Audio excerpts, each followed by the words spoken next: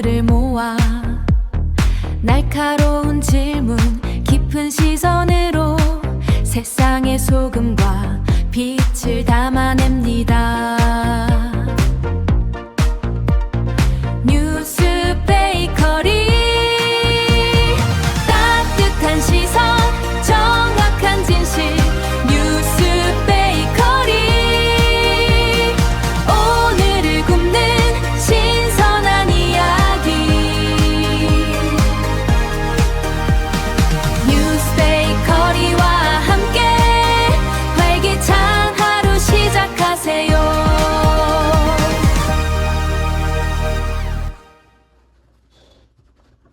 네, 여러분 안녕하십니까? 화면으로 보는데 갑자기 깜짝 놀랐어요. 제 머리가 2대8이라서. 네, 지금 1분 지각했습니다. 죄송합니다. 오늘 알마피 사랑님 제일 먼저 오셨고요. 늘보코아라님 안녕하세요. 네, 블랙님 오셨습니다. 그리고 네, 풍년초님 역시 그리고 김병수님 네 쭉쭉 들어오고 계십니다. 네, 이안하미님 또 반드시 승리님 노래 좋다 작사 작곡 누구예요라고 말씀하셨는데 약간 90년대 CM송 같다고 제 친구가 네, 그렇죠. 네. 제가 지었는데요. 작곡은 스너, 아니 그때 재미나이가 재미나이가 있나요? 네, 네, 손쓰기 네. 네, 그렇습니다. 여러분도 만들고 싶은 곡에 가사를 보내주시면 저희가 만들어 드리겠습니다.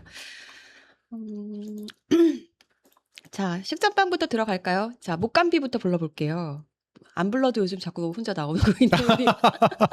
좀 있으셔. 네. 목감비. 네, 안녕하세요. 이석PD입니다. 네. 오늘도 역시나 씩씩한 우리 목감비. 네. 여러분 많이 애정해 주십시오. 자, 식전빵 가시죠. 내기는 드러기 메인 요리 기다리다 현기 좀 나요 식전빵 따끈하게 드세요.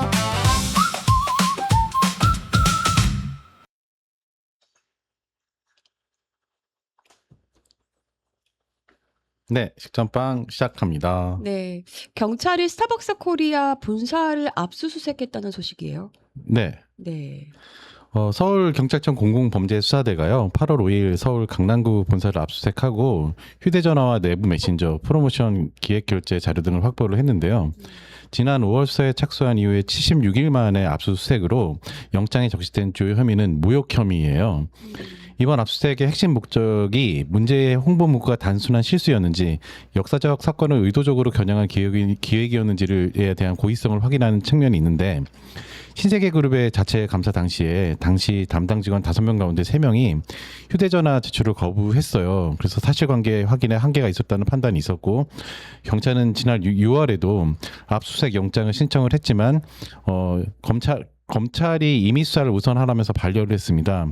그래서 적용 혐의를 두고도 경찰과 검찰 사이에 이견이 발생한 상황이었고, 경찰은 이제 그래서 이번 압수수색을 통해서 확보한 자료를 분석해서 문구 제언자와 최종 승인자, 경영진 보고 및 개입 여부들을 규명할 방침이라고 합니다. 네. 네. 사실 이제 모욕이라든지 명예훼손 이런 혐의에 대해서 압수수색까지 하느냐 마느냐 이런 거 가지고 이제 좀 논란이 있을 수는 있을 것 같은데, 저도 임의 조사가 먼저인 것 같긴 해요. 근데 네. 역시나 이걸 자료를 왜 제출을 안 했을까? 그러니까요. 그렇다면 이제 자료를 제출하면 되는데 하지 않았다는 거. 네. 그리고 이제 이게 뭐 개인에 대한 명예훼손이라기보다는 역사적인 부정 이런 그렇죠. 것인 거잖아요. 그럴 생각이 드는 게, 이왕 할 거면 제때 하지, 또 이렇게 늦은 감도 좀 있지 않나 싶거든요. 네. 어차피 할 거면 사실은 그냥 그때 그쵸. 바로 했어야지 증거 네. 인멸이 안 이루어졌을 텐데라는 생각은 들어요. 예, 그러게 말입니다. 네. 자, 다음 이슈를 좀 볼게요. 이재명 대통령이 지금 육해공군 사관학교 통합한 국군 사관학교 창설 핵심 명분으로, 이거는 이제 쿠데타가 이제 3번이나 육사에서 일어났지 않냐, 책임도 안 진다, 네. 이게 또 할 수도 있기 때문에 이런 것들이 꼭 필요하다, 뭐 이런 취지로 좀 얘기를 했군요. 네, 이렇게 직접적으로 언급한 게 제가 알기로는 어제 처음이었던 거예요. 그래서 이거 맞는 말이잖아요. 네, 맞는 말이죠. 네. 그간에는 이제 뭐 국방장관이나 국방부 통해서 뭐 어떤 이제 통합 명분에 이제 어떤 이제 육군의 어떤 효율성 측면, 뭐 그런 것들을 강조를 했었는데, 오히려 대통령이 이제 앞에서 얘기를 한 거죠. 쿠데타를 일으킨 게 사실 육사가 3번이나 이렇게 일으켰는데 아무런 책임을 지지 않지 않았느냐, 그런 얘기를 했던 건데요. 사실 생각해 보면 육사 출신 세력이 5.16이나 12.12 군사 반란이나 12.3 내란을 주도를 했는데 조직 차원의 책임을 제대로 묻지 않았다는 지적이 있잖아요. 있죠. 예, 군별로 분리된 장교 양성 체계하고 육사 선후배 중심의 인적 네트워크가 군 지휘부의 특정 집단 집중을 강화했다는 그런 판단이 있고 통합사관학교를 통해서 군종 간 그러니까 육군, 해군, 공군 그런 군종 간 장벽을 낮추고 육사 중심의 장성 독점과 폐쇄적 카르텔을 완화하겠다는 그런 구상이었던 겁니다. 그래서 이게 이제 예전에 어쨌든 어제 또 회의에서 대통령이 안규백 국방부 장관한테 국군사관학교 창설을 신속하게 하고 강력하게 추진하고 지시를 또 했습니다. 네. 네. 그렇군요. 그러니까 뭐 내란에 대한 어떤 재발 방지 목적도 있다라는 거를 공식적으로 얘기했다. 이게 좀 의미가 있는 것 같습니다. 네. 자, 그리고 대법원이 한덕수 이상민 내란 혐의 사건 관련해서 전원 합의체 심리를 하겠다. 네. 네. 그러면서 전원 합의체로 회부를 했는데요. 네. 일단은 이 두 사람을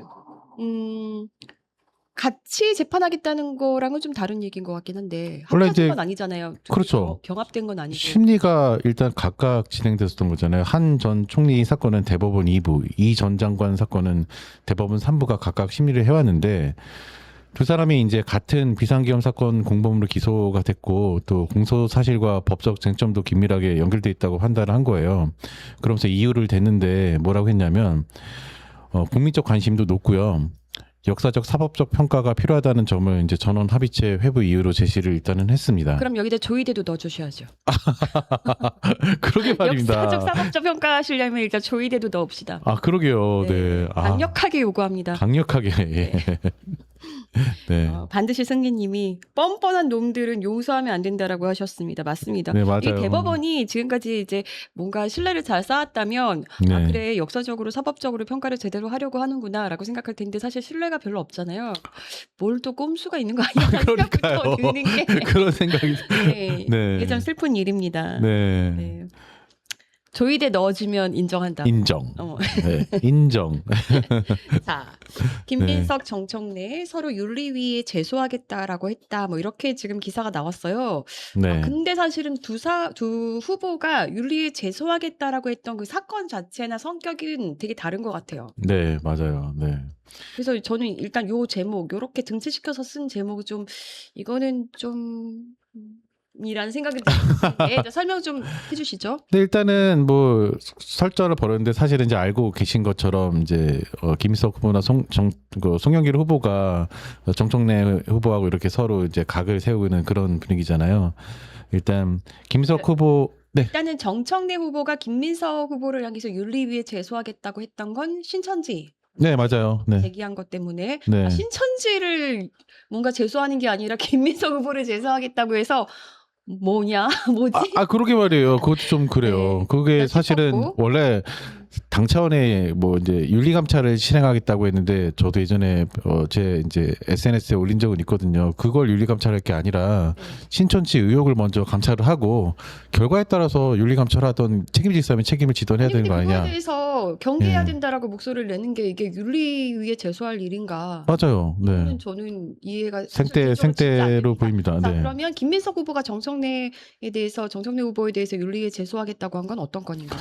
그게 이제 정청래계에서 권리당원의 생일에 따라서 특정 후보에게 투표하도록 했다는 이른바 생일 투표 지침을 이제 개파 선거 운동으로 규정을 한 거예요. 그거 영상에 고스란히 남아 있고, 네. 그거는 사실 공직선거법상 좀 문제가 될 것 같긴 하던데 제가 봤을 때. 네, 어쨌든 정청래 후보가 뭐 그 예전에 그 권리당원이 맡았던 지난 대선 때요.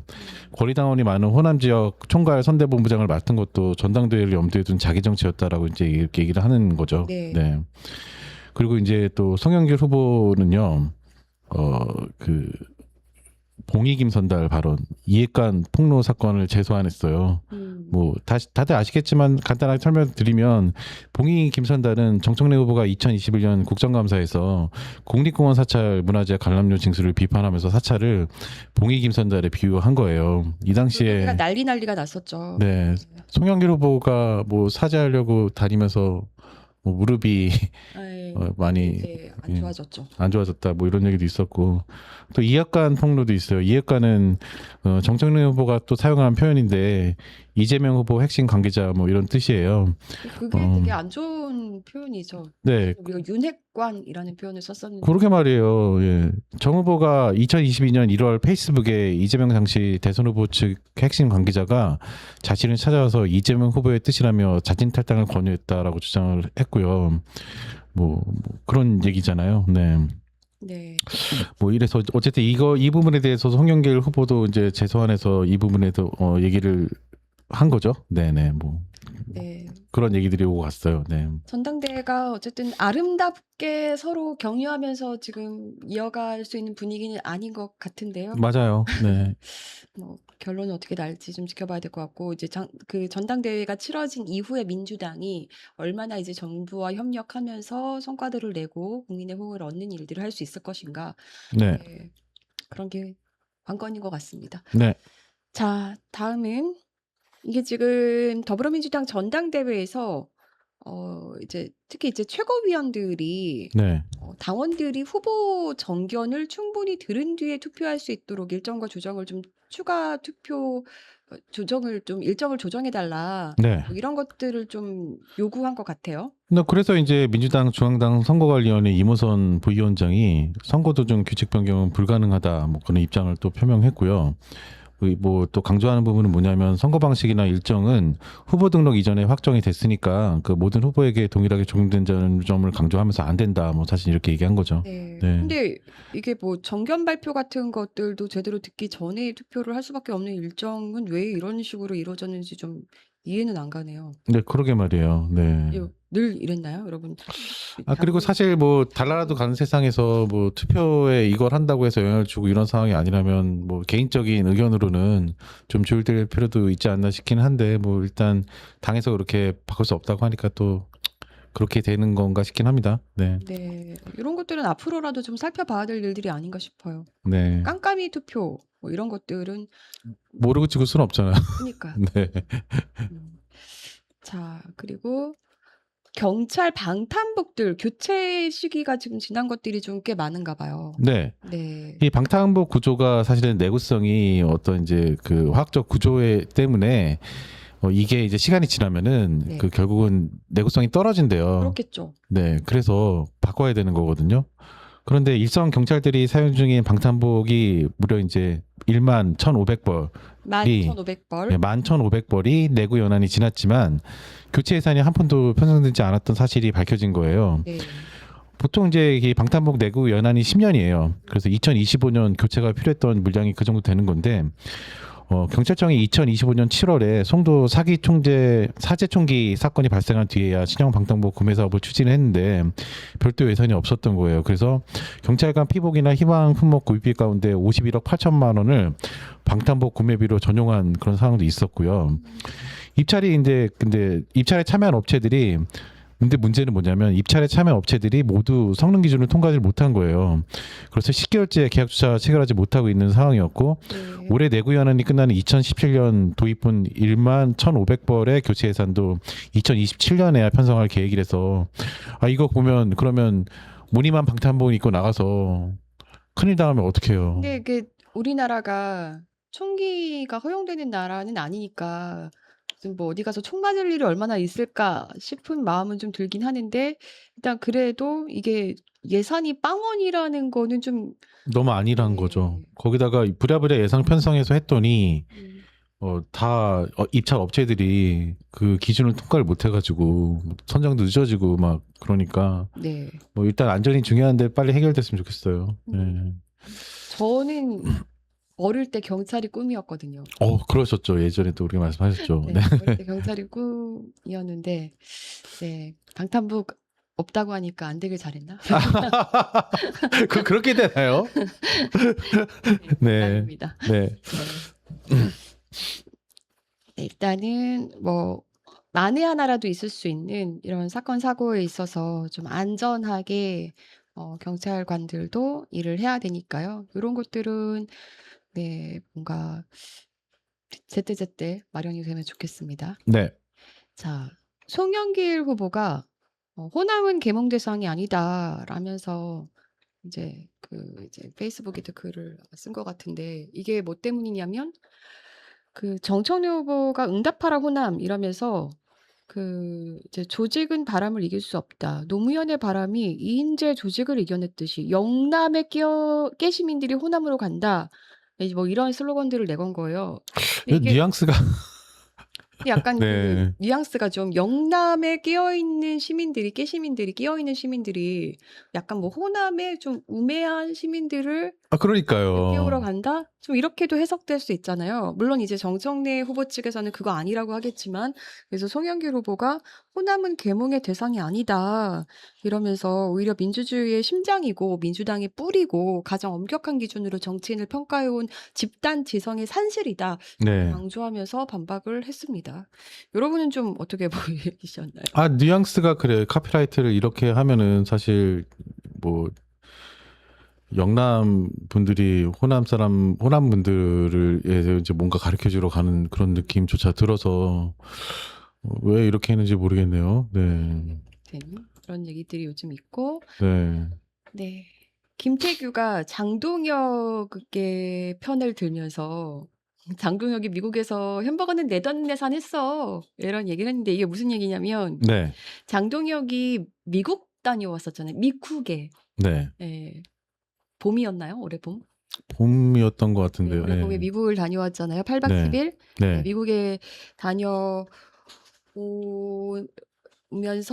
사실 그 미국에 굉장히 뭐 중요 인물을 이제 만난 것처럼 했지만 알고 보니까 그렇지 않았고. 네. 근데 그때 돈을 2억 600만 원을 썼다는 거예요. 그때 이제 김민수 네. 최고위원, 조정훈, 김대식, 김장겸 이런 사람들이 같이 갔었고 네. 보니까 여행사 지출비로 한 1억 한 6,154만 원. 오. 네, 여행사 경비가 크죠. 여행사 경비하고 하면 비행기가 포함인 건가요? 그렇겠죠. 아니면? 네. 그리고 체류비가 4,226만 원. 네. 뭐 귀국 후에 정상금 반납하고 어쩌고저쩌고 해가지고 총 든 게 이제 2억 600만 원이라는 건데 네. 이제 문제는 그러니까 근데 이 돈이 그러면은 뭐 과도하게 장동혁만 굉장히 많이 쓴 거냐 그동안에 이제 출장 간 뭐 정치인들의 비용을 이렇게 비용과 비교해 보면은 대부분 이 정도 쓴대요. 뭐 이런 1인당 한 뭐 2천만 원 선에서 해가지고 이 정도 쓴다고 하더라고요. 네. 근데 문제는 6.3 지방선거를 코앞에 두고 이제 갑자기 국민의힘 같은 경우 당대표가 나 몰라라고 미국에 갔는데 그렇죠. 그때 그러면서 굉장히 뭐 미국의 주요 뭐 트럼프 행정부의 최고위급 인사들하고 면담을 뭐 하는 것처럼 했지만 그렇지 않았고 이게 뭐 관광 인증샷 이런 논란까지 불거졌었고, 그러니까 네. 좀 빈손 외교다. 도대체 뭐 하고 돌아온 거냐 이런 비판들을 받았었잖아요. 네. 네, 그래서 결국은 그래서 지금 이게 지금 논란인 건데 이게 재밌는 거는 이런 기사들이 지금 국민의힘에서 조선일보에서 나오고 있다는 거죠.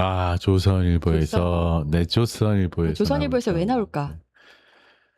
장동혁을 좋아하죠. 저희가 그때 장동혁 보도했던 것도 뒤늦게 조선일보가 네. 보도했는데 단독 달고 막 보도했는데 네. 그게 좀 씁쓸한 이유는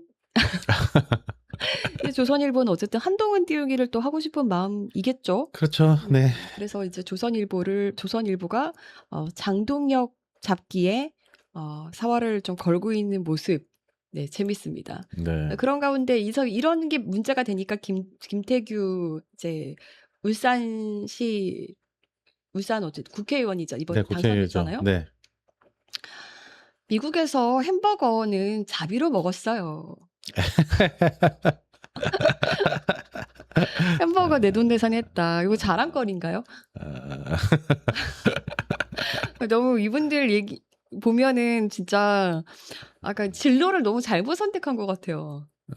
웃을 일이 없는데 이분들 때문에 요즘 웃긴 합니다. 저도 점심은 자비로 먹습니다. 네. 네. 체급이 올라간 느낌인데요. 갑자기 저도 점심은 자비로 먹습니다. 저녁도요. 네. 아말피사를 지돈 아니라고 막 썼나 보네요라고 하셨는데 네. 햄버거 그러고는 자비를 먹었대다. 먹었거든. 네. 네. 근데 이 정말 그 해외 국회의원들이건 뭐 지방 의원들이건 만약에 해외에 나간다라고 하면 네. 도대체 왜 가는지 네. 이런 것들을 철저하게 처음부터 사전에 좀 보고를 하고 네. 돌아와서도 제대로 좀 어떤 성과들이 있는지를 우리가 좀 알았으면 좋겠어요. 왜냐면 우리 다 우리 세금이잖아요. 네. 네. 우리 세금으로 해외여행은 보내줄 수 없어요. 그러게 말이에요. 네. 자, 이런 얘기들. 네. 그리고 요거는 울산 남부경찰서가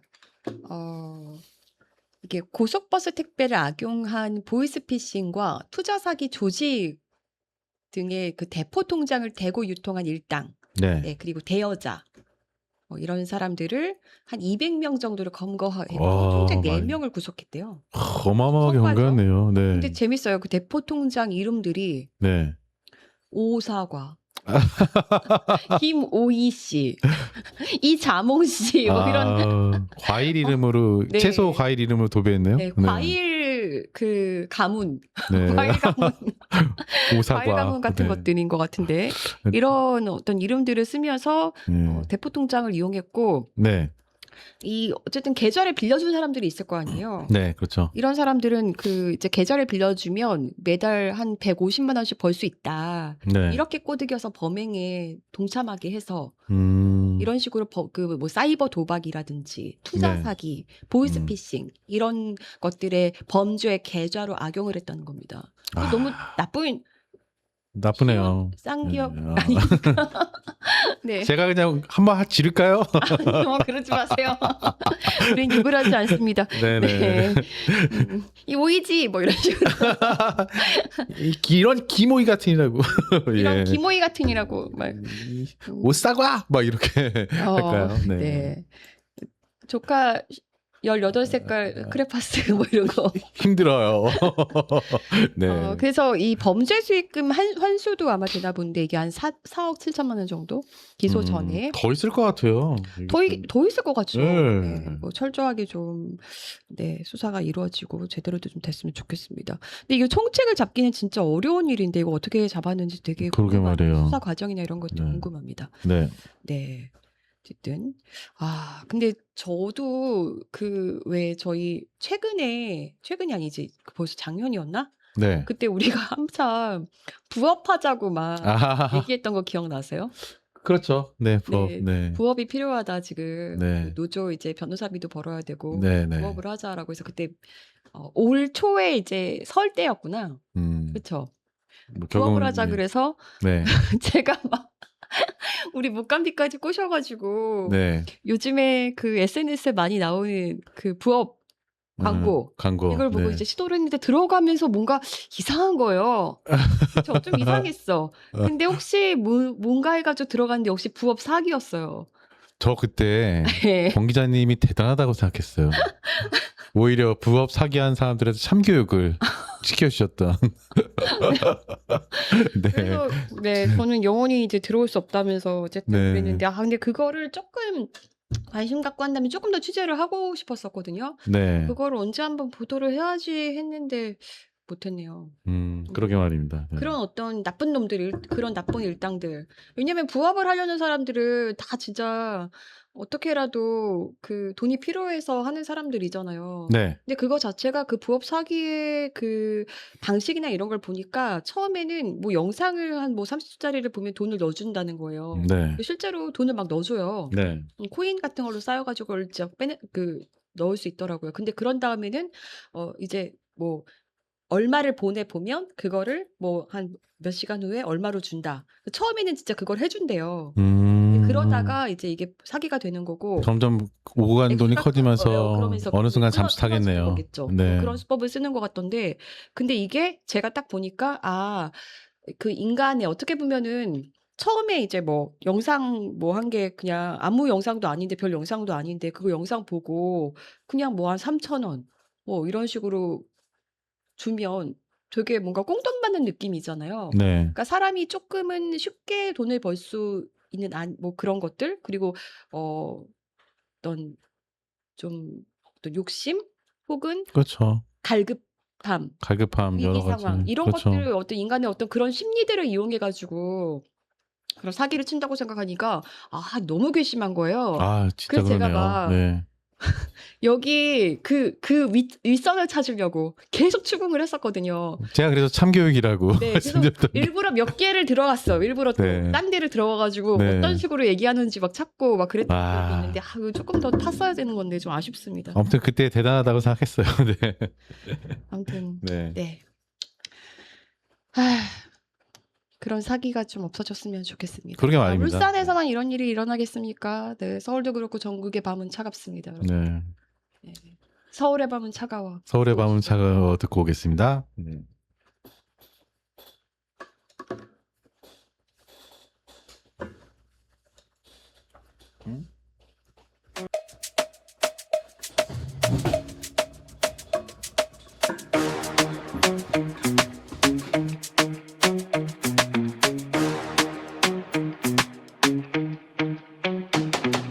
넌 또 왜 왔니? 왜 나타난 거니? 왜 왔니? 서울의 밤은 차가운 너의 그림자처럼 지나간 페이지는 덮어 더는 읽지 않아. 이 구역엔 네 자리 없어. 그냥 돌아가. 우리 웃음니 우릴 조롱하고 우습게 보던 너 이젠 그 머리를 들지 마. 세상은 그렇게 호락호락하지 않아. 높게 쌓은 우리의 벽 넌 넘지 못해. 우습게 보던 눈빛 이제는 거둬. 다시는 기회 없어. 게임은 끝났어. 세상은 호락호락하지 않아. 웃음니 호락호락하지 않아. 우린 알았지 알게 됐지 네가 얼마나 나쁜지를 알았지. 가면 뒤에 독을 봤어 너의 본질을.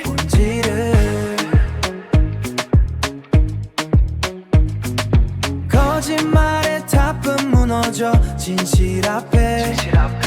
우리의 시간은 소중해 너에게 줄 수 없어. 그런데 네가 어떻게 다시 이젠 그 머리를 들지 마.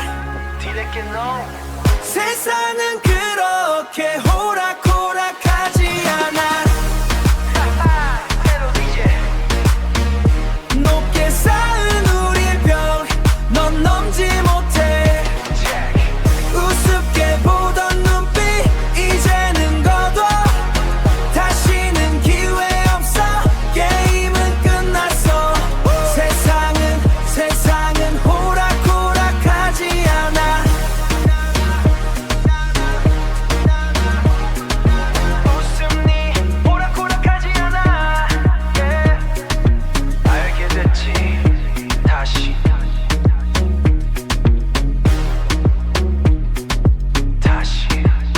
Get going.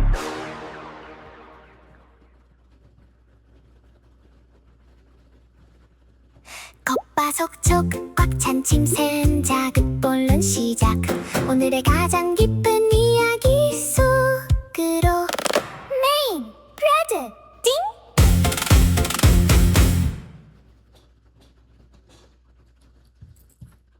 네, 메인브레드 시간입니다. 네, 첫 번째 소식. 49년 만에 국군 방첩 사령부가 해체됐습니다. 오, 해제됐습니다. 네. 네. 저 소식을 좀 전해드리면요. 이게 처음에 77년도였나요? 네. 출범한 게? 77년도에 출범을 해서요. 이름이 계속 바뀌어 왔잖아요.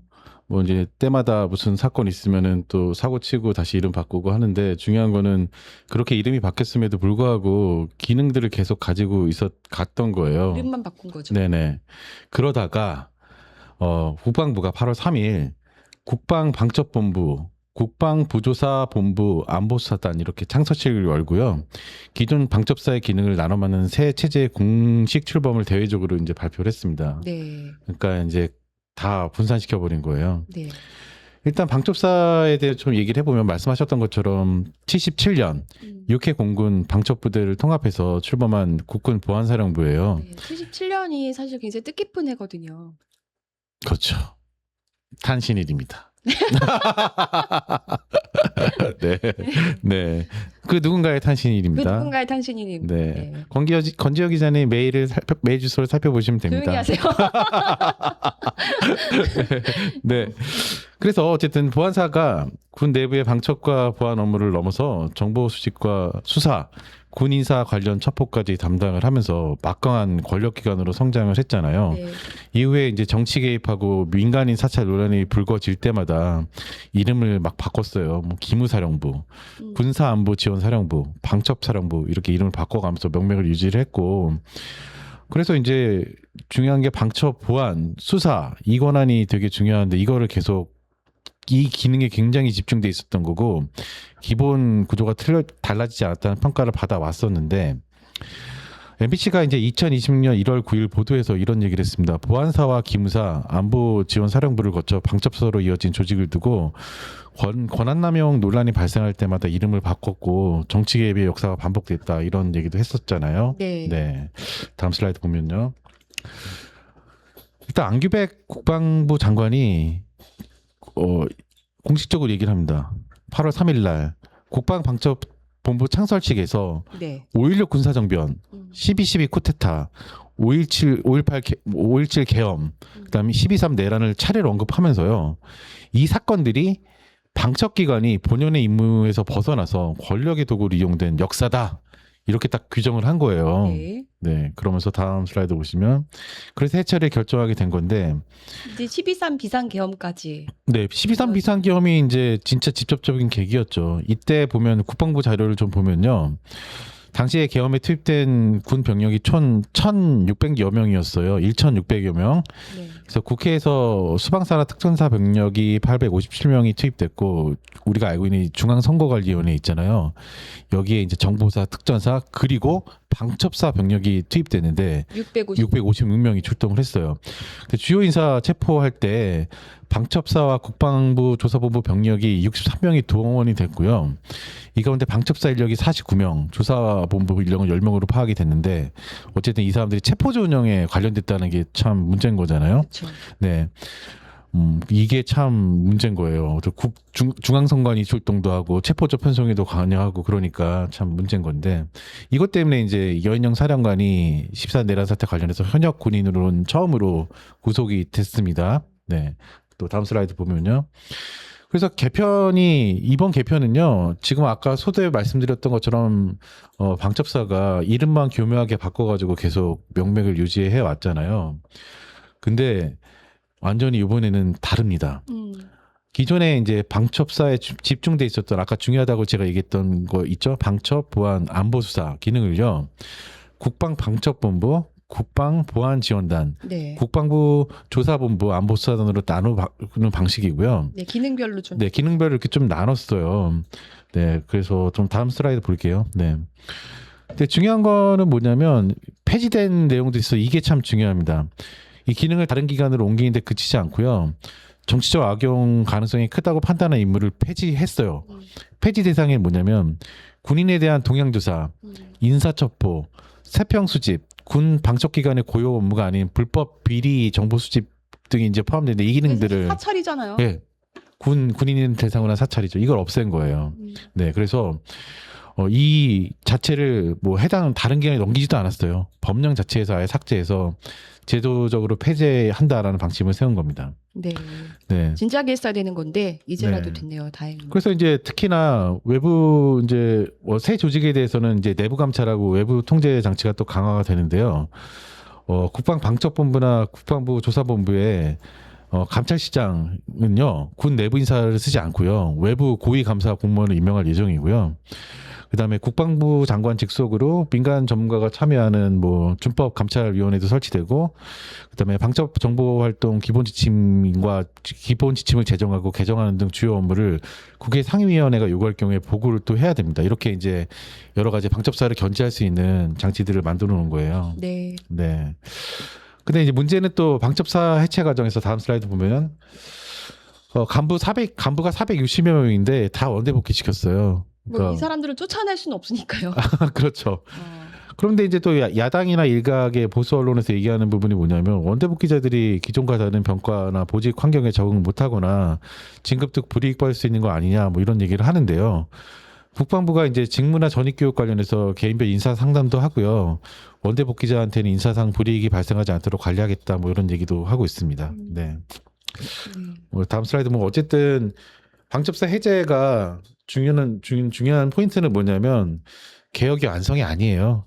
새로운 군 방첩 체제를 검증하는 사실 출발점 아니냐. 출발점이죠. 네, 그래서 앞으로 지켜봐야 되지 않을까 싶습니다. 네, 요거 얘기하는데 괜히 나이 얘기해가지고요. 지금 나이 얘기로 아 그래요? 권지현이 77이었냐라고 오해십니다. 제가 좋아하는 그 지성 배우와 소지섭 씨가 네. 배우 그 두 분이 77년생인 것으로 알고 있습니다. 네. 아, 아이고, 네. 힘들다. 네, 네, 네. 자, 이제 또 볼게요. 네. 저 제목을 이렇게 지어봤어요. 경찰, 공소청, 중수청, 요 새로 신설되는 이제 두 기관이 포함됐잖아요. 네. 피해자의 목소리를 들어라. 뭐 이런 주제로 이제 한번 잡아봤는데요. 네. 네, 내용을 좀 보죠. 자, 네. 검사가 이제는 직접 이제 수사도 못하고 보완 수사도 이제 하지 못하게 됐어요. 네. 사실 이제 뉴스에도 많이 나왔던 건데 그 부산 돌려차기 피해자가 이렇게 김흥민 의원 이제 SNS 사회적 뭐 관계망에 이렇게 올렸죠. 지옥에 나가세요. 너무 이게 굉장히 이제 분노를 쏟아낸 건데. 사실 이것도 이제 김흥민 의원이 검사의 직접 수사권과 직접 보안 수사권을 폐지하는 그런 형사소송법 개정안을 통과하면서 뭐 이렇게 굉장히 간격이 차서 올렸던 거예요. 노무현 전 대통령이 남긴 숙제를 끝냈다. 뭐 그런 취지로 SNS에 올렸는데 거기다가 이렇게 올린 거예요. 네, 이제 보안 수사권을 폐지해서 어떤 이제 결의에 차서 이제 사명 완수 이런 네. 식으로 이제 올렸는데 거기에 네. 이제 댓글이 달렸는데 아, 이게 이제 네. 부산 돌려차기 피해자셨던 거고 네, 거기에 네. 이렇게 좀 강경한 댓글이 좀 달린 거네요. 네. 뭐 사건 내용으로 간단하게 살펴보면 2022년 부산에서 귀가하던 이제 피해자가 가해자의 돌려차기와 반복된 폭행으로 의식을 완전히 잃어요. 그다음에 CCTV 사각지대로 옮겨져요. 그다음에 네. 그다음에 이제 일어났던 일이 중요한 건데 경찰이 어쨌든 사건을 중상해 혐의로 송치를 해서 검찰도 당시에는 살인 미수 혐의로 가해자를 기소를 했어요. 근데 여죄가 더 있는데 살인 미수 혐의로 기소가 된 거고, 그래서 이제 중요한 어떤 CCTV 사각지대로 옮겨진 다음에 사실 성범죄 가능성이 있는데도 그걸 밝혀내지 못했던 거고, 1심도 살인 미수만 인정해서 일단 가해자한테 징역 12년을 선고를 했는데, 중요한 게 이제 성범죄 가능성이 구체적으로 확인된 이 항소심 재판이었던 거고요. 항소심에서는 가해자한테 20년을 선고했어요. 그러니까 대부분 나중에 이제 피해자의 거기 네. 구체에서 그 가해자의 DNA 검출이 좀 된 거잖아요. 근데 그 얘기를 이제 뒤로 좀 약간 뺐는데 좀 이유가 있어요. 이제 이 좀 다음 슬라이드 보면서 얘기할게요. 네. 그래서 이제 요즘에 계속 얘기 나오는 게 이거예요. 이 상황을 가지고 검찰이 없었다면 사건을 못 밝혀냈다. 검찰의 보안 수사가 필요하다라는 논리를 계속 얘기가 나오고 있잖아요. 그런데요, 다른 해석이 또 있습니다. 뭐냐면 이제 오마이뉴스에서 정영훈 변호사님이 오마이뉴스 기고에 이렇게 얘기를 했어요. 이런 성범죄 가능성을 제기한 출발점은 오히려 이제 피해자하고 피해자 변호사였다. 그러니까 검찰이 자발적으로 아주 열심히 보안 수사를 해서 이걸 밝혀낸 게 아니라 네, 사실 피해자 스스로 노력했기 때문에 이루어진 거다. 네, 뭐 그렇죠. 그 얘기죠. 맞는 네. 말이죠, 사실. DNA 감정 역시도요, 수사 단계에서 있었던 게 아니고요, 항소심 재판부가요 진행한 공판상 증거조사였다고 지적을 한 거예요. 그러니까 재판부가 피해자의 목소리를 들은 거죠. 네. 네. 그래서 이를 검사가 수사기관 지휘에서 직접 실시한 보안 수사와 동일하게 볼 수 없다. 뭐 이렇게 정영훈 변호사님 얘기를 하셨는데 네. 이 사건을 단순히 검찰이 직접 보안 수사를 해서 성범죄를 밝혀냈다고 설명하는 건 그런 면에서 보면 정확하지 않은 거죠. 네.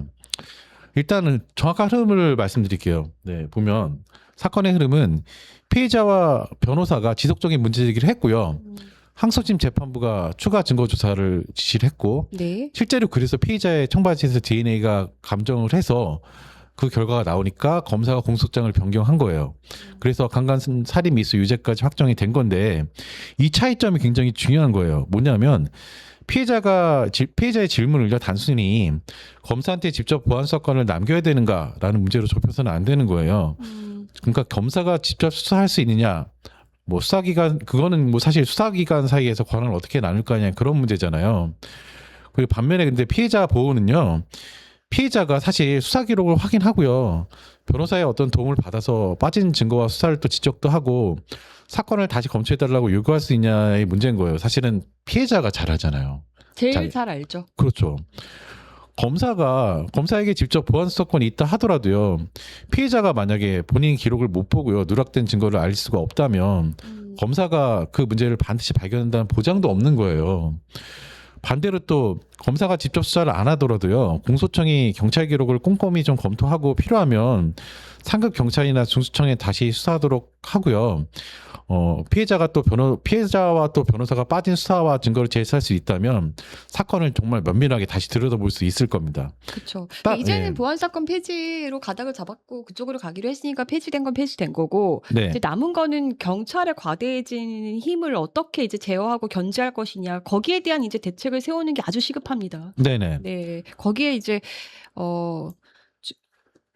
올인을 해야죠, 사실. 네, 그래서 좀 생각을 해본 거예요. 지금 법이 바뀌었잖아요. 어쨌든 보안 사건도 폐지되고 검사의 직접 사건도 폐지되고 그런 형사법이 다 바뀌었는데 그런 법 체계상에서 만약에 동일한 사건이 발생을 했다면 이 사건이 어떻게 수사기관에 의해서 이제 수사가 진행되고 또 아까 제가 처음 말씀드렸던 것처럼 피해자의 목소리가 경찰이나 공소청이나 중수청에 어떻게 전해질 수 있을까를 좀 생각을 해본 거예요. 그래서 그 측면에서 어떻게 진행될지를 한번 뭐 판단해봤습니다. 그리고 이렇게 설명을 좀 드리면 여러분들이 공소청이나 중수청의 어떤 기능적인 부분도 쉽게 이해하실 수 있을 것 같아서 같이 사항을 좀 정리해서 이렇게 좀 설명을 드리려고 합니다. 네. 사실 그래서 공소청이나 중수청은 각각 뭘 하냐 보면 세 체계에서 일단은 공소청은요 수사 기록을 심사하고 기소하는 기관이에요. 공소청에서 검사는 이름 그대로 검사입니다. 다만 수사 기능이 없는 거예요. 그리고 이제 공소청 검사는요 경찰 수사가 부족하다고 판단하면요 추가 수사도 요구할 수 있어요. 이게 보안 수사 요구권이죠. 네. 경찰의 이제 불송치 결정이 위법하거나 부당하면요 재수사를 요구할 수 있는 건데요. 네. 반면에 이제 좀 중수청은 증거를 수집하고 수사를 하는 기관인데요. 중수청과 공소청의 차이가 일단 큰 차이가 있어요. 공소청은요, 법무부 소속인데요. 중수청은 행정안전부 소속이에요. 네. 그래서 이제 여기서부터는 검사라는 게 없어지는 거예요. 기존의 검사들이 중수청에서 일하려면 일단은 면직을 하고요. 다시 중수청에 지원을 해서 거기서 임용을 받아야 되는 그런 상황인 겁니다. 그래서 중수청이 아까 제가 수사를 한다고 얘기했는데 7대 중대범죄만 수사해요. 자, 그래서 이제 부패범죄, 경제범죄, 방위사업범죄, 마약범죄, 내란 외환 등 국가보호범죄나 사이버범죄, 법 왜곡죄 이 정도 7개 중대범죄만 수사를 하고요. 중수청 같은 경우에 이제 기존의 본청이나 뭐 6개 지방청 체제로 가는데 2026년 10월 1일 날 출범할 예정입니다. 그래서 뭐 보면 이제 검사의 선택이 이제 그래서 두 갈래로 나뉘게 되는 거예요. 공소청에 나오면 검사로서 기소와 공판을 담당하고요. 중수청으로 옮기면 검사직을 내려놓고 뭐 수사관의 실제 수사를 담당하는 겁니다. 네. 일단 다음 슬라이드 볼게요. 여기까지 일단 그래서 공소청이나 중수청의 어떤 이제 기능들을 좀 설명을 드렸는데 그렇다면 부산 돌려차기 같은 사건도요. 새 제도에서 어떻게 처리되는지를 좀 살펴봤는데 일단 처음에 경찰은 최초 수사를 합니다. 초동 수사를 하는데요. 뭐 증거를 확보하겠죠. 제가 그래서 슬라이드에 올려놓은 것처럼 이런 여러 가지 증거를 확보할 거예요. 네. 어, 항상 초동 수사가 항상 아쉽습니다. 맞아요. 증거 뭐 초동 수사 단계에서 의혹이나 신체 관련된 감정이나 증거 보존도 이루어져야 되는데 저기 지금 화면에 네네. 예. 아, 네. 풀화면으로 바꿀게요. 네. 아, 네. 그래서 보면은 경찰이 이제 사건을 송치하면 이제 일단은 경찰이 수사를 해서요. 공소청에 사건을 송치를 해요. 그럼 공소청은 아까 이제 기소하고 공소 유지하는 게 일이라고 했잖아요. 그래서 이제 공소청 검사가 기록을 검토를 합니다. 일단은 이제 아까 동일한 사건이라면 이런 걸 볼 거예요. 가해자가 피해자를 CCTV 사각지대로 옮긴 이유, 피해자의 의복 상태나 뭐 의복 안쪽에 속옷을 감정했는지 그런 여러 가지 사항들을 볼 겁니다. 그래서 수사 여기서부터 이제 중요한 지점이 있어요. 그래서 수사가 충분하다고 판단을 하면요, 공소청 검사는 이제 기소 여부를 결정해서 기소를 하겠죠. 그럼 이제 수사가 만약에 부족하다, 그럴 경우에는 어떻게 되냐면 보안 수사 요구하겠죠. 보안 수사를 요구를 합니다. 근데 기존에 우리가 알고 있는 건 경찰에 보안 수사를 요구한다, 그러니까 문제가 되는 거 아니냐, 뭐 이렇게 얘기를 하는데 중수청에도 보안 수사를 요구할 수 있는 걸 추진을 하고 있는 거예요. 다음 슬라이드 볼게요. 이 부분에서 전권 송치라는 말이 나와요. 전권 송치. 전권 송치는 경찰이 모든 사건을 기소 의견으로 보낸다는 그런 뜻이 아니고요. 경찰이 혐의가 있다고 판단을 하던 없다고 판단을 하던 사건기라고 일단 공소청에 무조건 보내야 돼요. 그래서 공소청 검사가 한 차례 더 검토를 하게 하는 제도예요. 그러니까 공소청이 2차 심사를 하는 거예요. 그런데 민주당이 아까 이제 제가 얘기했던 거는 그 중수청의 수사가 중대범죄 7대 수사라고 했잖아요. 네. 근데 민주당이 추진하는 게 뭐냐면 사회적 약자 대상으로 한 7대 범죄를 규정을 했어요. 이 부분에서 정권 송치를 도입하겠다는 얘기를 하는 거예요. 그러니까 공소청 검사가 무조건 이게 수사가 뭐 혐의가 있다고 판단을 하던 경찰이 혐의가 없다고 판단을 하던 무조건 공소청 검사가 다시 판단을 하게 하는 겁니다. 그래서 뭐 얘기했던 아동 학대나 가정 폭력, 성범죄, 아동 청소년 대상 뭐 성범죄나 스토킹, 장애인 학대, 노인 학대 등을 무조건 공소청에서 정권 송치를 받아서 판단하게끔 하게 한 겁니다. 그러면 이제 일단 이 부분에서는 경찰이 혐의 없다고 판단해서 피해자가 피해를 보는 상황을 일단은 한 차례 더 걸릴 수는 있겠죠. 근데 문제는 또 뭐냐면 경찰이 수사를 받았을 경우에 기존에 그렇게 혐의 없다고 판단한 경찰이 수사를 받았는데 수사를 또 제대로 진행할까? 그런 걱정도 생길 수 있잖아요. 그래서 이 부분을 또 어떻게 해결을 하냐면 경찰의 상급 부서나 다른 경찰서로 이송을 하는 방법이 있고 아니면 중수처에 보내는 방법이 있는 겁니다.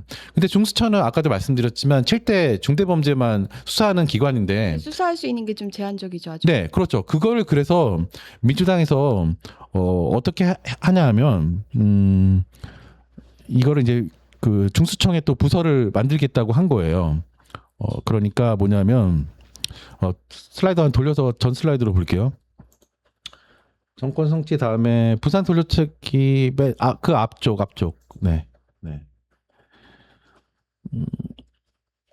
자, 그래서 이제 이 경찰 쪽에 새로운 이제 부서를 또 이제 만들겠다. 중수청에 새로운 부서를 만들겠다고 얘기를 하는 거고요. 그래서 이제 이 새로운 부서가 중수청이 7대 범죄 수사를 함에도 불구하고 이런 어떤 민생 관련된 어떤 법안에 대해서는 또 수사를 할 수 있게끔 중수청도 정권 송치 관련된 어떤 사건을 받아서 진행할 수 있게끔 뭐 그렇게 하겠다. 뭐 그런 얘기인 겁니다. 네. 슬라이드 밑으로 돌려볼게요. 네. 마지막 슬라이드 볼게요. 네. 사실 그래서 이제 제가 드리고 싶은 말씀은 뭐냐면 사건을 잘 알고 있는 건 이제 피해자예요. 그래서 피해자의 목소리가 제대로 전달이 돼야 되는데 이번에 이제 부산 돌려찾기 사건 같은 경우에도 사실은 이제 검찰이 보안 수사를 요구해가지고 진행됐다라고 얘기는 하지만 가장 먼저 눈에 띄게 열심히 이제 본인의 피해 사항을 알리려고 했던 건 피해자나 피해자의 변호사였던 거예요. 그래서 법원에서도 증거가 채택돼서 DNA 조사도 한 거잖아요. 그렇기 때문에 법 체계가 바뀌었다 하더라도 가장 중요한 건 뭐냐면 피해자의 목소리를 들을 수 있는 그런 구조가 되어야 된다는 겁니다. 네. 그래서 피해자한테 최소 보장돼야 될 권리가 이런 것 같아요. 수사 진행상하고 처분 결과를 알리는 그런 알 권리가 있어야 되고요.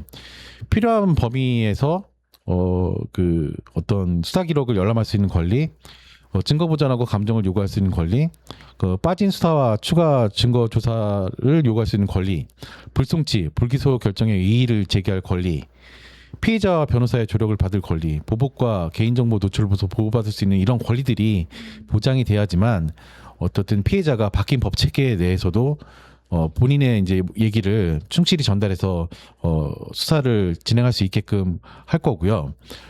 그다음에 이제 피해자 변호사 역시도요, 경찰 수사에 단순히 동석하는 역할에 머물면 안 되고 수사 기록을 검토한다든지 누락된 증거나 혐의를 확인해서 공소청과 이제 법원의 재감정과 추가 증거 조사를 요구할 수 있어야 되지 않을까 싶습니다. 근데 네. 이게 그러니까 아무리 좋은 제도를 만들어 놔도 사실 사람이 가장 문제인 것 같아요. 네. 근데 항상 이제 저도 여러 사건들을 취재하다 보면 드는 거는 항상 드는 생각은 늘 얘기하잖아요. 경찰도 검찰도 정말 피해자들이라든지 민생 사건이 정말 관심들이 많이 없다. 네. 그리고 정말 저도 이제 경찰들 많이 만나보지만 물론 이제 훌륭한 경찰분들도 정말 많거든요.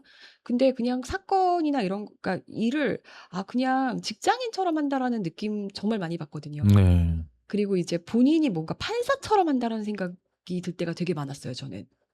그리고 실제로 본인들이 사건을 막 조사하고 그렇게 하기보다는 실제로 이제 고소인한테 다 해오기를 바래요.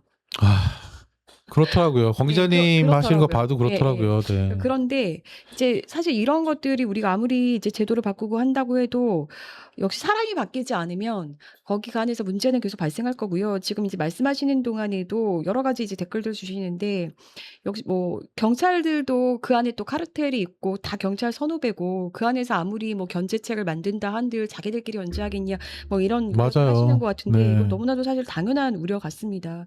네. 그래서 지금 풍년초님도 귀찮은 경찰 많아요라고 그러니까 정말 제가 느끼는 게 이런 거거든요. 귀찮아해요, 진짜. 그리고 검사들도 마찬가지고 그냥 정말 본인들이 어떤 승진하거나 어떤 뭔가 그럴 기회로 잡을 수 있는 그런 거면 오히려 더 확대해 가지고 뭔가 일을 더 크게 만들고 이렇게 하지만 그렇지 않은 것들에 대해서는 터부시하고 빨리빨리 그냥 해치워 버리고 싶고 사실 그런 사람들이 너무 많다는 거죠. 그래서 그런 분위기들을 어떻게 바꾸어낼 수 있을 것인가? 네. 어떻게 정말 제대로 수사할 수 있는 동력들을 만들어낼 수 있을 것인가? 이게 굉장히 숙제라는 생각이 저는 듭니다. 풍년초님 이렇게 말씀하셨는데요.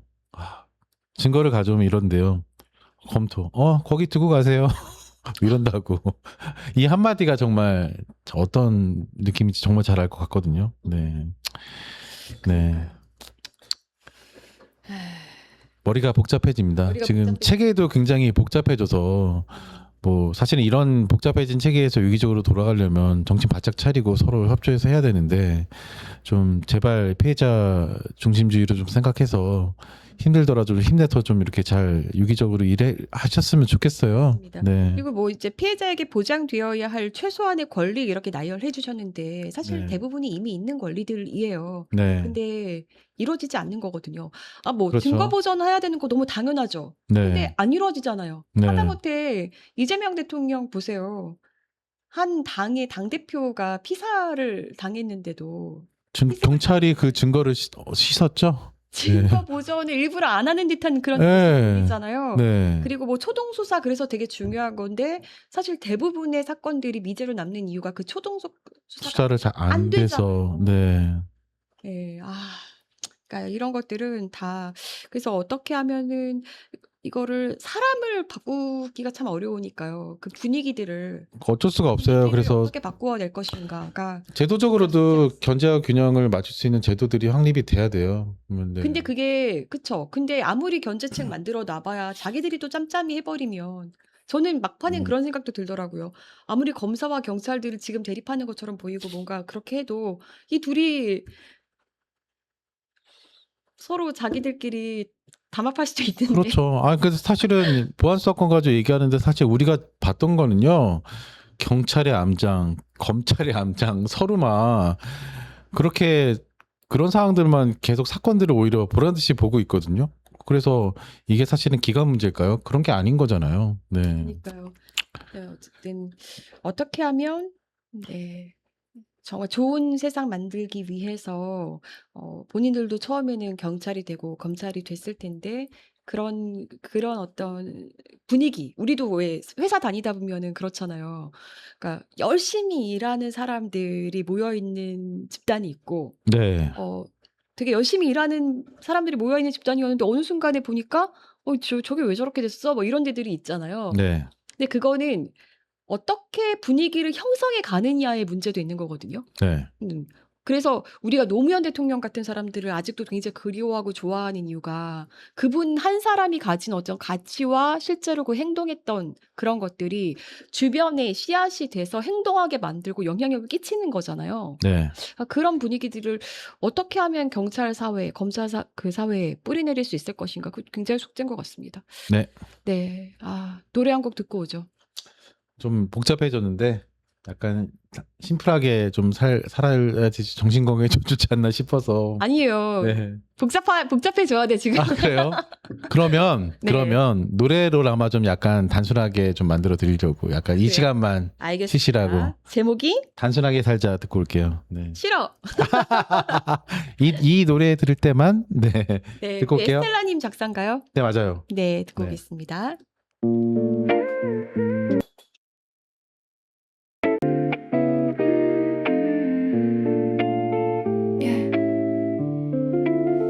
단순하게 살자 아무 생각 없이 오늘 단순하게 그렇게 살아볼까 머릿속에 뒤엉킨 실타래를 하나씩 풀어버리고 그냥 단순하게 살아봐 복잡한 건 싫어 머리 아픈 건 잠시 접어둬 복잡한 건 싫어 이젠 단순하게 살아보자 행복하게 살아보자 행복하게 살아보자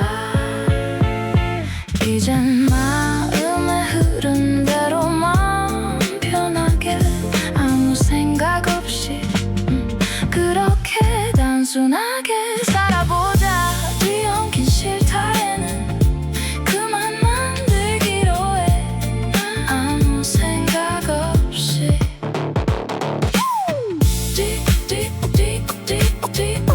뒤엉킨 실타래는 그만 만들기로 해 아무 생각 없이 오늘도 괜히 마음만 자꾸 조여가고 한 번 더 숨을 고르고 천천히 걸어가 괜찮아 다 풀리지 않아도 돼 조금 느려도 우리답게 하면 돼 이젠 단순하게 살아보자 행복하게 살아보자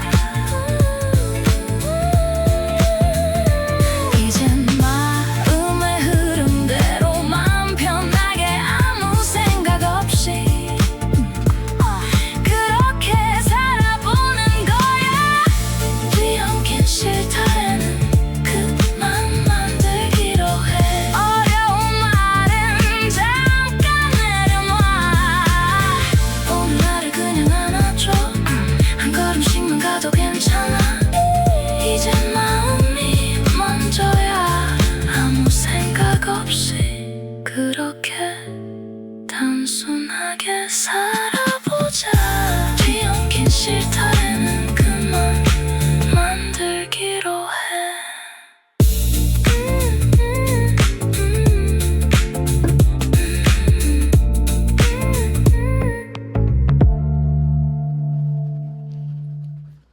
네, 우리 에스텔라님 작사의 단순하게 살자였습니다.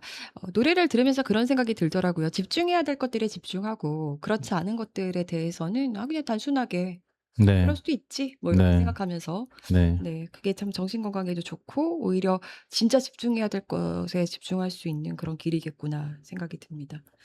네, 풍년조님께서 경찰 덮어서 돈 벌고 파헤쳐서 승진 이거 검경이랑 비슷한 것 같습니다. 그러게요. 네. 네. 그리고 우리 에스텔라님이라서 이렇게 배경이 별이냐 이런 거. 아름답습니다. 네, 감사합니다. 네. 노래 들으니까 조금 마음이 좀 진정되네요. 네. 네. 그러게요. 네. 다음 이슈 볼게요. 네. 네. 갑자기 이제 노사모로 노사모 얘기가 요즘 되게 막 나오고 있는데 정청래 후보가 당대표 경선에서 2002년 노무현 이인재 싸움과 유사하다라면서 당시에 노풍을 일으켰던 노사모가 자신을 지지하고 있다. 네. 이런 네. 얘기들을 하고 있죠. 네. 네. 예. 그러면서 이제 충청에 있는 노사모들에게 부탁한다. 호남 지인들에게 전화해달라. 네. 이렇게까지도 얘기를 하고 있어요. 네. 그러니까 이렇게 그 노사모로 뭔가 본인이 이제 노무현 정신을 잇는 사람으로 이렇게 포장해서 계속 홍보를 하고 이렇게 하니까 기사도 어떤 식으로 나오냐면 정청래 대표는 노사모, 김민석 총리는 DJ계, 계보 싸움된 전당대회다. 네, 이렇게까지도 얘기가 나옵니다. 그래서 이 기사에서 좀 이해가 안 되는 부분은 어떻게까지 얘기가 되냐면 두 사람 모두 친명계로 분류되지만 뭐 이러면서 이렇게 이 기사에서는 구분을 해놨어요. 네. 네. 네. 습입니다. 습. 네. 네. 네. 정청래 그 후보가 노사모는 맞았죠. 노사모는 맞았죠. 노사모는 그래서 맞았죠. 네. 그때 당시에 사용했던 필명이 쌀이비였잖아요. 네. 네. 이 쌀이비라는 게 그 뭔가요? 이 빗자루 같은 거죠. 네, 그러니까 그렇죠. 뭐 기득권을 다 청소해 내겠다. 뭐 그런 어떤 부패를 네. 청소해 내겠다. 또 뭐 이런 뜻으로 지었던 아이디어였던 것 같은데 실제로 그래서 주요한 자신의 어떤 정치적 변곡점이라든지 주요한 시기마다 네. 어떤 그 실제로 이제 노무현에 대한 애정 같은 것들을 드러내면서 또 그것들을 연결하면서 이어온 이게 정청래 후보죠. 근데 우리 PD님은 노무현 정신하면 가장 먼저 뭐가 떠오르세요? 여러 가지가 있는데 노무현 정신하면 어떤 시민의 힘? 깨어있는 깨어있는 조직된 시민의 힘을 힘. 얘기했던 게 이제 노무현 대통령이었죠. 네. 여러분도 한번 얘기해 주세요. 노무현 대통령 그 정신하면 여러분은 뭐가 많이 생각나시나요? 뭐 지역 주민이 타파, 네. 원칙에 대한 지지, 뭐 이런 것도 있을 거고요. 굉장히 이제 소신을 지키는 그 분이었잖아요. 그렇죠. 네, 그 부분에서 감동을 또 많이 주셨죠. 그렇죠. 그리고 무엇보다도 이제 노사모라고 하면은 위에서부터 아래로 뭔가 조직이 동원됐던 전통적인 어떤 조직과는 달리 굉장히 자발적이고 능동적으로 시민들이 조직했던 그런 어떤 조직이라는 데서 굉장히 큰 그동안과는 달랐던 흐름을 만들어냈던 네. 네, 그런 운동이었죠, 사실. 네. 시민 운동 그런 일환이었고 어떤 소통의 새로운 정치 문화를 만들어냈던 그래서 굉장히 좀 노무현 대통령 하면은 나중에 퇴임 이후의 그 모습들도 보면 굉장히 뭐랄까요? 그냥 털털한 소탈하고, 일집 네. 할아버지 같은 느낌. 맞아요. 네. 네. 그리고 스스로 권위를 내려놨던 그래서 너무나도 이제 아플 수밖에 없었던 우리에게 이제 아픔으로 남아있는 그런 대통령이고 그리고 이제 노무현 대통령 하면은 기득권과 권위주의에 대해서 엄청나게 저항했던 그런 아이콘이잖아요. 네. 그래서 거대 권력과 싸움을 했던 뭐 검찰, 언론 이런 데와 이렇게 맞서 싸웠던 그런 어떤 상징이었었고 그래서 우리가 굉장히 사랑했던 바보 노무현이었죠.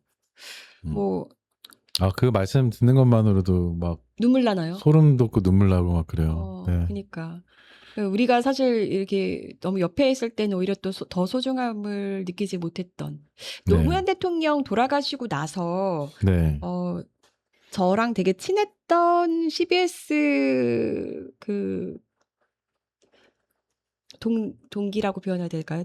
그 동지 하나가 그때 차를 마시면서 했던 얘기가 있었어요. 이렇게 눈물이 이제 글썽글썽해서 네. 저보다는 나이가 사실 조금 어린 친구긴 했는데 이제 언니 그러면서 그때는 정말 몰랐는데 그때 이제 이명박의 어떤 그런 막 폐악질들을 경험하면서 그때 그 친구가 뭐라고 했었냐면 그게 지금도 되게 많이 생각이 나는데 노무현 때와 지금 그때 이제 당시 이명박 정권 당시였으니까 지금의 가장 큰 차이는 우리가 노무현 때는 정말 노무현의 그 정부에 대해서 어떤 말도 거침없이 했고 비판을 자유롭게 했었는데 지금은 우리가 이렇게 재갈이 계속 물리고 있는 상황에서 그게 가장 차이인 것 같다. 그러니까 너무나도 스스로 권위를 내려놓고 시민들에게 다 권력을 위임하고 그리고 정말 그 조직된 깨어있는 힘으로 사실은 대통령이 원했던 건 그런 거겠죠.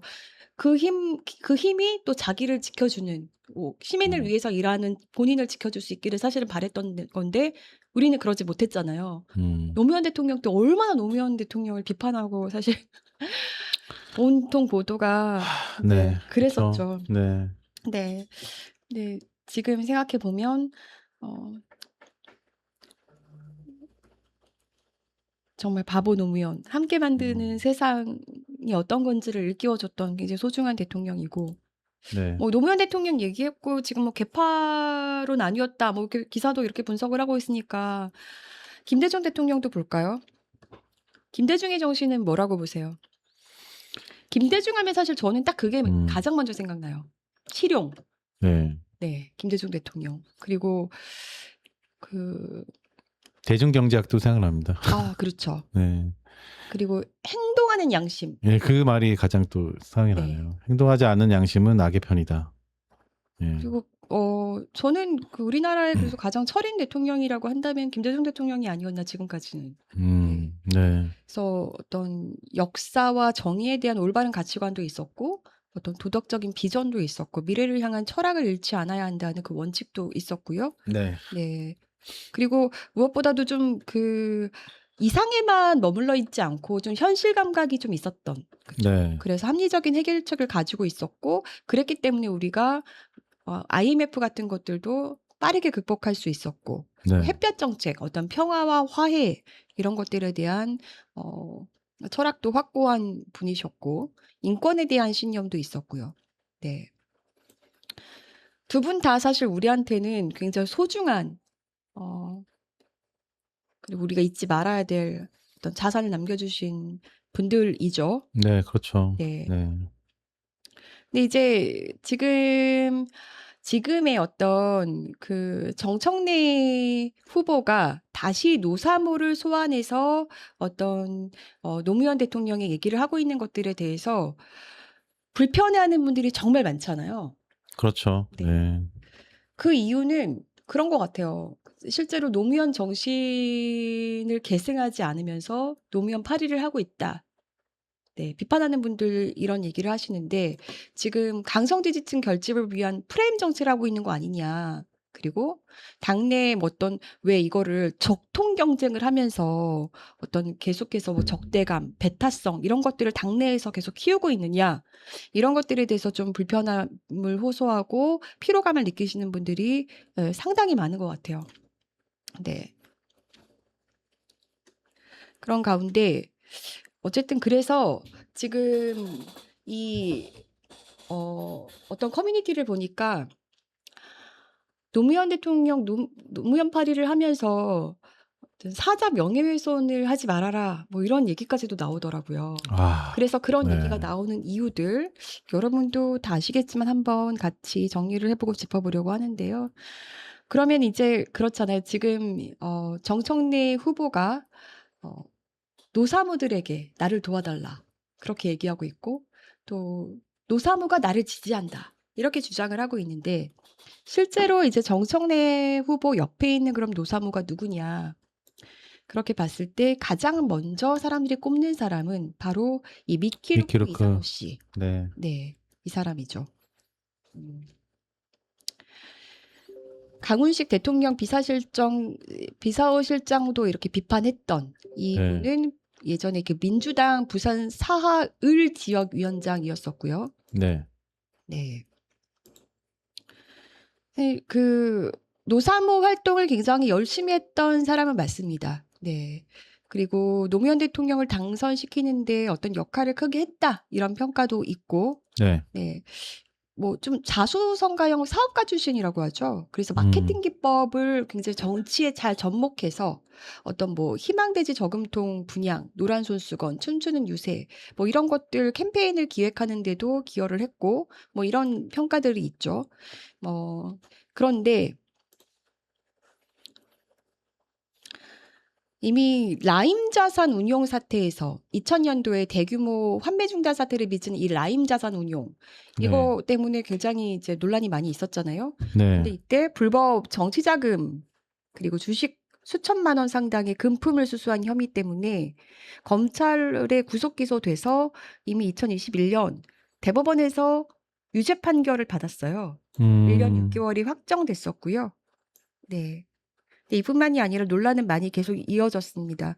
문재인 정부 당시에 그 전문건설 공제조합 상임감사로 임명이 됐었어요. 그래서 고액 연봉, 낙하산 인사 논란 이런 것들이 계속 있었고 구설에 계속 오르내렸었죠. 네. 그러니까 이런 이력들이 있었기 때문에 이런 이력들이 있는 인물이기 때문에 이게 과연 그러면 노무현 정신인가? 다시 이제 되돌려서 사람들은 이제 질문을 할 수밖에 없죠.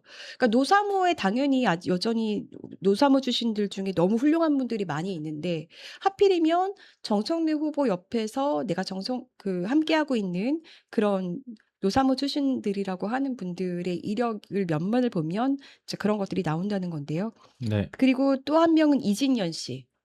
이진연 씨도 노사모 출신이잖아요. 네. 네. 본인 포스팅에 노사모는 늙지 않았고 노무현 정신은 살아있다. 가슴 뛰는 우리 분노하지 말자. 다시 시작이다. 호남의 진정성을 믿고. 이렇게 포스팅을 네. 올리면서 네. 본인이 이제 노사모였던 것들을 부각하면서 네. 정청래를 위해서 정청래 후보를 위해서 지금 뛰고 있어요. 네. 네. 근데 여기에 이제 이걸 올려놓으신 분이 이진년이 노사모 들썩이며 정청래 홍보 중인데 뭐 이런 사자 명예훼손이 다 있나. 아, 그러니까요. 그리고 거기에 대한 댓글들이 이렇게 달립니다. 노무현 대통령 유족들이 노무현 정신에 대한 초상권 신청 같은 거 법원에 내서 노무현 정신과 맞지도 않는 상황에서 사용된 경우는 다 찾아서 처벌받게 했으면 좋겠다. 유유. 그러니까 이게 이분들의 심정인 거죠. 네. 네. 이런 댓글들이 쭉 이어집니다. 그럼 음. 이진현 씨가 어떤 이력들이 있느냐. 이분은 이제 대구 전시 의원을 지냈었잖아요. 네. 근데 그 당시에 어떤 얘기들이 있었냐면 대구 참여연대에서 성명까지 나왔었어요. 어떤 내용이었냐면 대구시 의회가 윤리특위를 조속히 열고 관련 의원들에 대한 처분을 내려라. 그러면서 이제 두 사람을 문제 삼았는데 그 중에 한 명이 이진연 당시 시의원이었던 거고요. 이때 뭐 때문에 문제가 됐냐? 선거법 때문에 문제가 됐었어요. 이진연 그 후보가 민주당 대구시당 상임위원 등 당원들에게 어떤 지지를 호소하는 문자 메시지를 전송하는 과정에서 본인 프로필에 노무현 재단 운영위원 그리고 전 문재인 대통령 조직 특보 이런 직함들을 기재를 했었는데 사실상 이 직함이 사실이 아니었다는 거죠. 그래서 뭐 노무현이라든지 문재인 이런 어떤 전직 대통령 마케팅 이런 것들을 하고 이름을 차용했다. 네. 그래서 이런 어떤 전직 대통령들의 후광이나 브랜드를 과도하게 활용하려 한 거 아니냐 이런 비판을 계속 받았었고요. 결국은 이 건 때문에 검찰에 송치가 돼서 2019년 1월에 대구지방법원으로부터 공직선거법 위반 허위사실 공표에 의한 공직선거법 위반 혐의로 벌금 70만 원을 선고받습니다.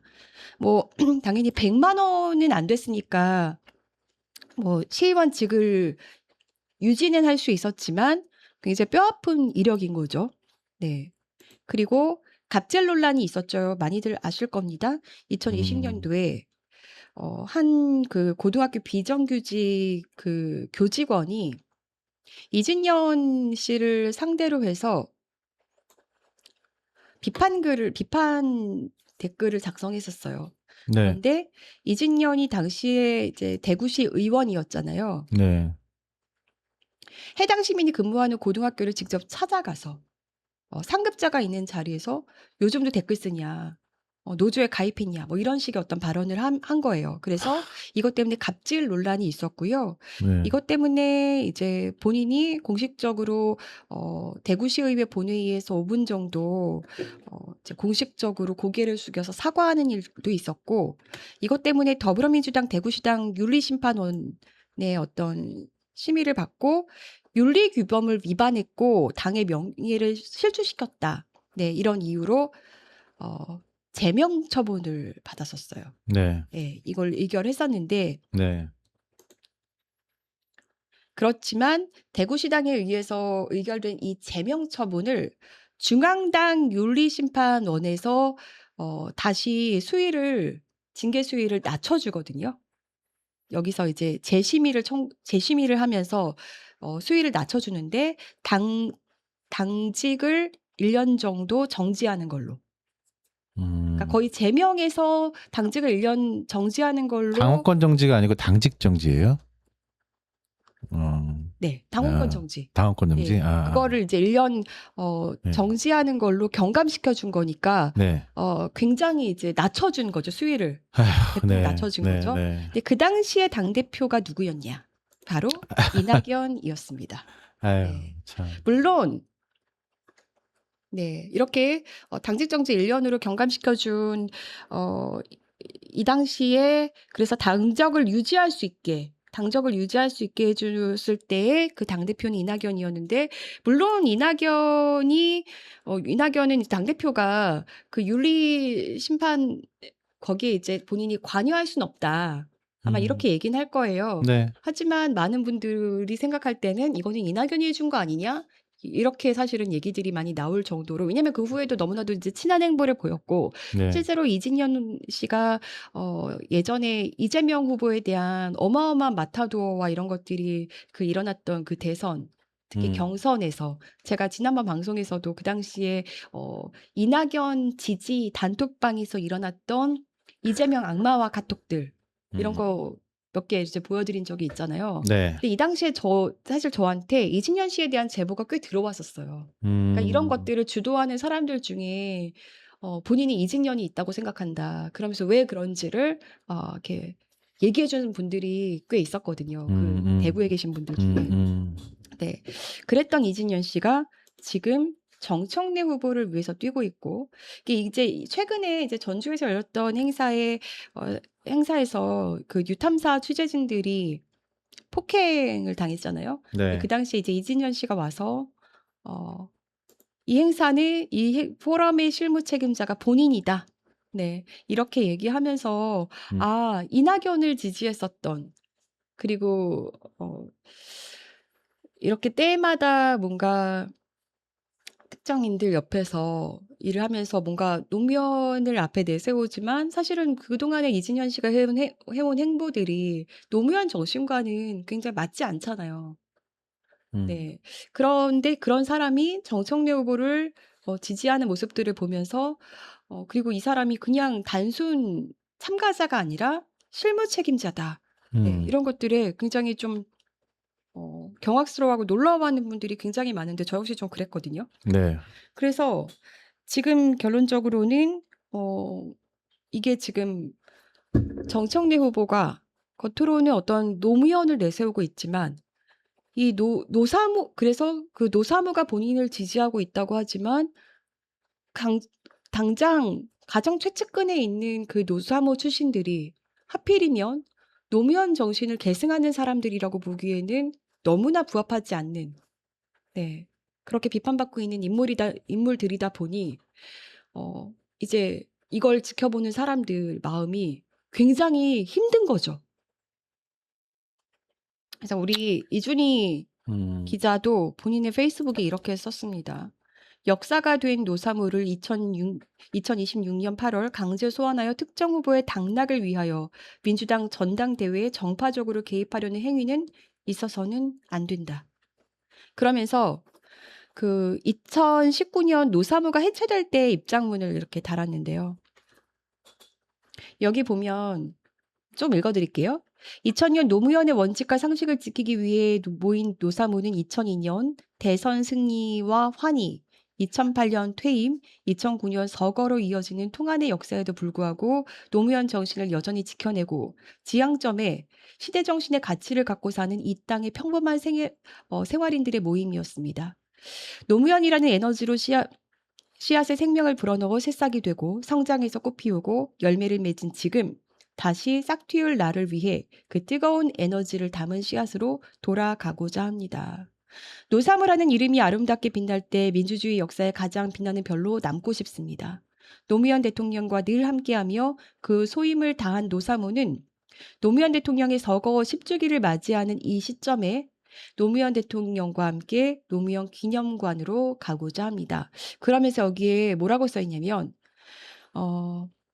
이제 이 노사모 내 모든 조직은 해체하고 기록으로만 남게 됩니다. 노무현 대통령님의 기일에 맞춘 추모 행사를 제외하고 앞으로 그 누구도 대외적으로 노사모의 이름으로 단체 행동을 하거나 대외적으로 노사모 이름으로 후원금 등의 모금 활동을 할 수 없습니다. 네, 이렇게 적혀 있어요. 그러니까 이거는 그 당시에도 이제 노사모를 해체하면서 이제 한마디로 그런 노무현 파리를 하지 못하도록 그렇죠. 네, 네. 딱 못 박아둔 거예요. 네. 네. 노무현 파리를 해서 누군가 자신의 어떤 당리장략을 위해서 활용하지도 못하도록 한 거고 누군가는 또 노무현을 위한다면서 함부로 금전적인 혜택을 보지 못하도록 한 거고요. 네. 네. 근데 정청래 후보는 왜 이 노사모를 언급하면서 하필이면 노무현 정신과 또 맞지 않는 사람들을 옆에 두면서 이렇게 행보를 하고 있는가? 별로 이런 얘기를 하고 싶지 않은데 사실 저도 개인적으로는 화가 너무 많이 나더라고요. 그렇죠. 네. 네. 노무현 정신 팔지 맙시다.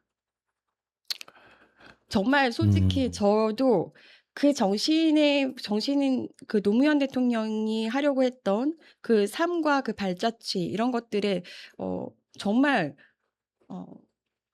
따라가려고 애를 쓸 뿐이지 너무 부족한 사람인데 그런 것들 생각하면 사실 함부로 이름을 그렇게 올리지는 못하는 것 같아요. 네. 네. 네. 그래서 한번 비교를 좀 해봤어요. 그 정청래 후보는 지금 본인이 노무현과 굉장히 노무현 대통령과 흡사한 사람인 것처럼 이렇게 얘기를 하고 있잖아요. 그런데 과연 노무현 대통령이 지금 지금 만약에 민주당의 당대표라면 그러니까 물론 이제 맞지 않는 계보죠. 그렇긴 하지만 그냥 그렇게 한번 추정을 해봅시다. 만약에 노무현 대통령이 지금 민주당의 당대표라면 지금 여당인 상황에서 대통령과 어떻게 할 것 같으세요? 일단은 뭐 당청 소통이 굉장히 또 원활했을 것 같고 뭐 그다음에 어떤 원칙 부분에 있어서 타협하지 않고 그쵸. 예, 되게 그렇게 하실 것 핵심을 같은데. 얘기하신 것 같아요. 네. 일단은 당청 간에 이런 불화가 저는 없었을 것 같아요. 네. 네. 소통을 굉장히 원활하게 했을 것 같고, 그러니까 네. 노무현 대통령은 그 권력자들이나 이런 사람들에 대해서 굉장히 강하게 비판의 목소리를 냈던 사람이지만 그것과 함께 소통을 굉장히 잘했던 사람이잖아요. 네. 네. 그러면 지금 소통의 달인 이재명 대통령과 어떻게 했을까? 만약에 두 분이 지금 함께 있는 모습을 그려본다면 진짜 장난 아니게 소통했을 것 같아요. 네.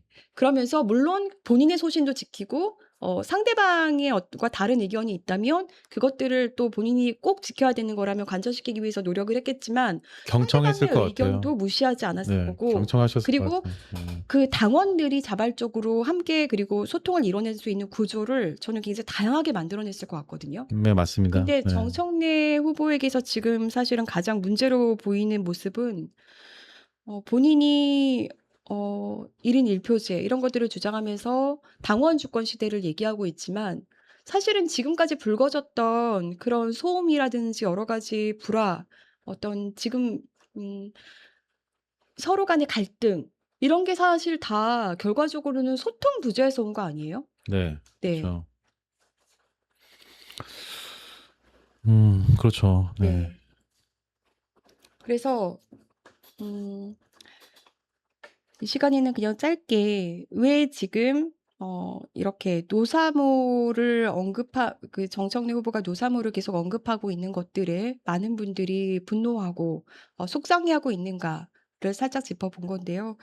뭐 다 함께 아는 얘기지만 함께 짚어봤습니다. 어, 우리가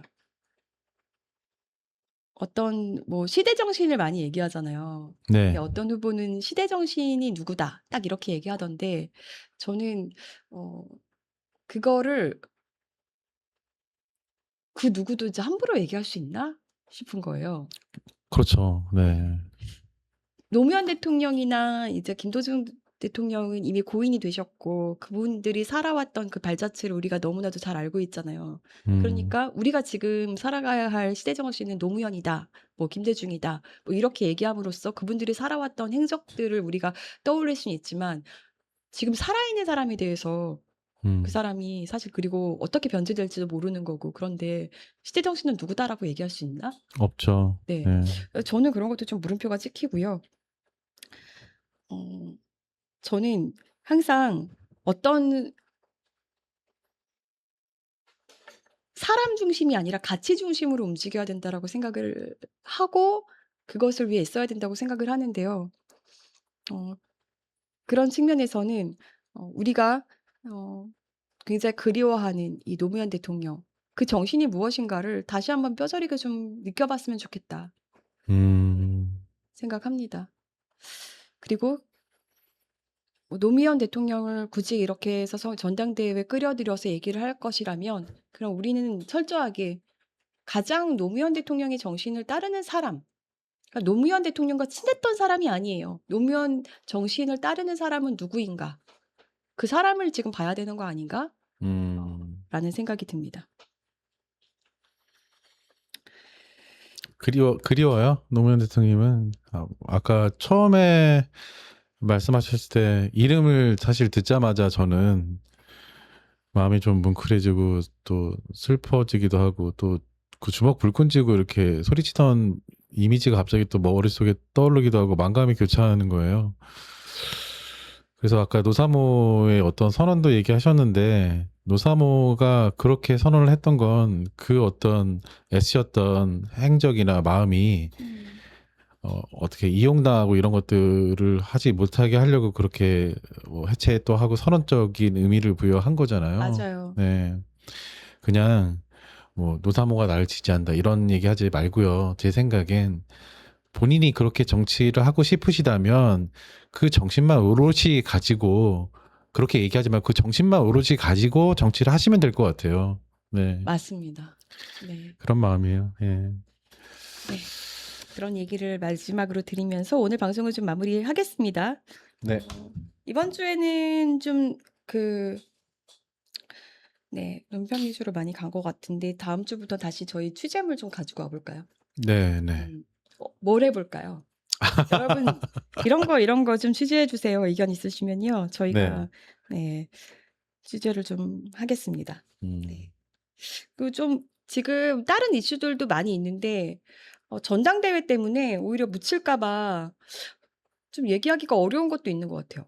그리고 저희가 이제 아침 방송에서 뭐 이제 또 다양한 사실 소식을 전해드리려고 좀 노력을 하잖아요. 솔직히 저희는 이런 얘기보다는 여기에 이제 네. 여기에 관심이 쏠리면서 좀 소외되기 쉬운 얘기들, 좀 다른 이슈를 좀 가져오고 싶었는데요. 아직 선거가 이제 지금 이슈고 또 하다 보니 그렇긴 한데 아침 방송에서는 좀 어쨌든 다양한 소식을 좀 전해드리려고 노력은 하고 있습니다. 맞습니다. 네. 좀 밝은 소식 가져오고 싶네요. 그러게요. 네. 네. 좋으신 분들하고 인터뷰도 좀 많이 하고 싶어요. 네, 그렇습니다. 여러분 그런 이슈들도 관심 가져주실 거죠? 네. 네. 자, 마지막 곡으로는 뭐 들을까요? 공 기자님 작사하신 곡이죠? 네. 네. 창틀에 걸린 마음. 예, 좀 준비했습니다. 예. 또 이게 약간 허무주의에 빠져 있는 저의 그런 마음을 곡으로 대변해서 여러분과 나누는 게 좀 죄송스럽네요. 네. 슬픔은 슬픔으로 이렇게 해소되는 법입니다. 네. 아, 우리 이준희 기자께서 들어와 계셨어요. 저 네. 허락 없이 페이스북 글 캡처해서 보여주는데 노사모는 정치개혁과 동서화합을 지향하고 있다. 광주 시민이 창조한 새로운 정치혁명의 바람을 부산에서도 보여주겠다고 밝혔다. 2002년 4월에 노사모 회원이 언론 매체와의 인터뷰에서 직접 얘기했던 대목 이렇게 댓글을 남겨주셨는데요. 노사모는 정치개혁과 동서화합을 지향하고 있다. 네.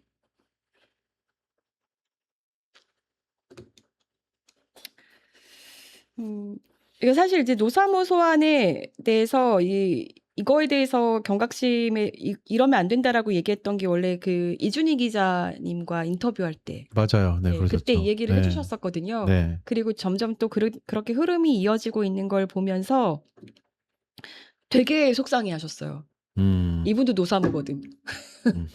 네, 이제 속상해하셨고, 네, 그런 분들이 한두 분이 아니실 텐데요. 네, 적어도 아무리 이제 당선이 중요하다 해도 노무현 대통령은 고이 좀 이제 지켜줍시다. 그 네. 노무현 정신만 말씀하신 대로 우리가 오롯이 이어갔으면 좋겠습니다. 네. 자, 마지막 곡으로 창틀에 걸린 마음 마지막 곡으로 들으면서 저희는 인사드릴게요. 여러분 이 더위에 더위 드시지 마시고 네. 맛있는 음식 많이 드시고요. 네, 영양가 골고루 섭취하면서 몸도 마음도 건강하시기를 바랍니다. 네. 여러분 좋은 하루 보내세요. 지금까지 뉴스를 굽는 사람들 이두석 권지연이었습니다.